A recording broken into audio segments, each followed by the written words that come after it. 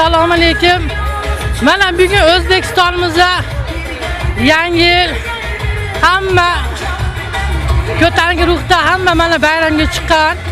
Mana men Isroil va Lolaxon Xo'jaobod tumanida yashayman, Yangi hayot mahalla fuqarolar yig'inida. Mana bugungi prezidentimiz mana shunday yurtimizni tinch, osuda kunlarga yetkazganiga prezidentimizga ming rahmat aytaman.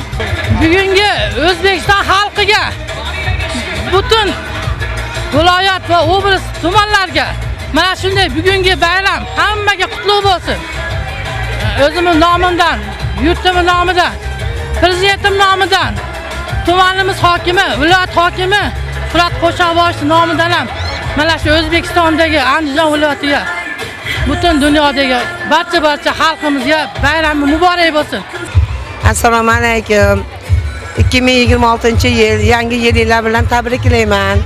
Andijonimdagilar, meni ko'rib turganlar, hammalarni yangi yillar bilan tabriklayman. Omadli yil bo'lsin hammamizga ham. El yurt, mahalla ko'ylarimiz tinch bo'lsin. Bola chaqalarimiz bilan tinch bo'laylik iloyim.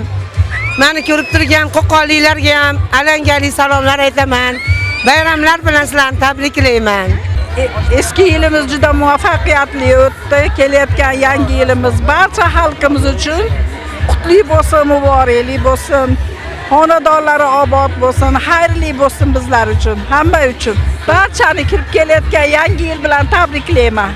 Yangi yilimiz xayrli bo'lsin hamma. Men Omonboyeva Hadichaxon, oyim shaharchasidanman. Men bugun mana farzandlarim bilan, kelinlarim, nevara, chevaralarim bilan Andijonga aylangani keldik. Yangi yil kutgani. Men shu fursatdan O'zbekistondagi barcha yurtdoshlarimni chin qalbimdan tabriklayman.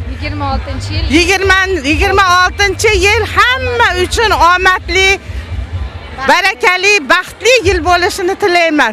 Yurtboshimizga shunday sharoitlarni yaratib berganligi uchun prezidentimiz Shavkat Miromonovichga minnatdorchiligimizni bildiramiz. O'zbekistonimiz gullab yashnasin. Mana Andijon xalqini hammasini chehralarida tabassum, hamma farzandlari bilan o'ynab kulib yuribdi. Doim tinchlik bo'lsin.